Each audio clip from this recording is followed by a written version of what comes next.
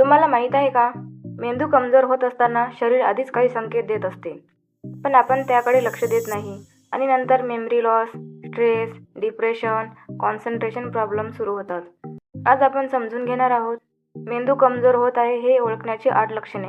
हा व्हिडिओ शेवटपर्यंत नक्की पहा. पहिले आपण समजून घेऊ की मेंदूचे काम काय आहे. तर मेंदू हा शरीराचा कंट्रोल सेंटर आहे. मित्रांनो, विचार करणे, लक्ष ठेवणे, आठवणे, भावना कंट्रोल करणे, शरीराला आदेश देणे.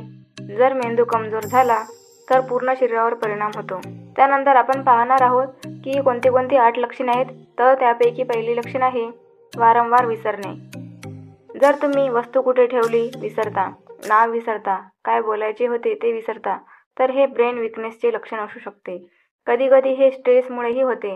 त्यानंतर आहे लक्षण 2, लक्ष केंद्रित न होणे. स्टडी करताना मोबाईल न वापरता तरीही लक्ष लागत नाही, तर हे मेंदू थकल्याचे लक्षण आहे.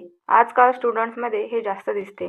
त्यानंतर आहे लक्षण 3, जास्त विचार करणे. मेंदू कमजोर झाला तर विचार कंट्रोल होत नाही. मित्रांनो, त्यामध्ये आपल्याला negative thoughts, fear, tension, over thinking हे सगळे सिम्पटम दिसतात.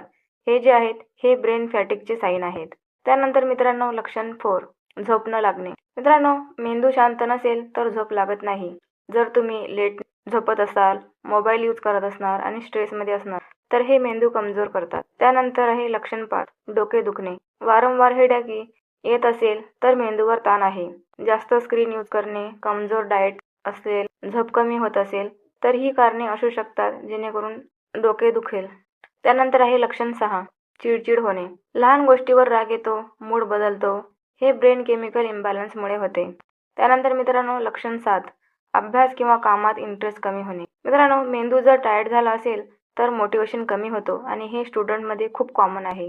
त्यानंतर आहे लक्षण 8, शरीर थकलेले वाटणे. मित्रांनो, ब्रेन वीक झाला तर एनर्जी कमी वाटते. मेंदू जास्त एनर्जी वापरतो म्हणून ब्रेन वीक म्हणजेच बॉडी वीक. त्यानंतर मित्रांनो आपण पाहूया मेंदू मजबूत कसा करावा. तर मित्रांनो, यासाठी आपल्याला काही नियम पाळावे लागतात जेणेकरून आपला मेंदू मजबूत होईल. तर त्यासाठी आपल्याला चांगली झोप गरजेची आहे, ड्रायफ्रूट्स खाणे गरजेचे आहे, एक्झरसाइज करणे गरजेचे आहे. त्याच्यानंतर मेडिटेशन, मोबाईल कमी वापरणे आणि स्टडी टाईम फिक्स ठेवणे. हे जे 6 हॅबिट्स आहेत हे आपलं मेंदू मजबूत ठेवण्यासाठी मदत करतात.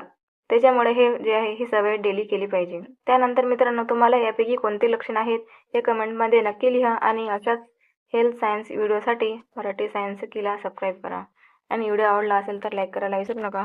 धन्यवाद.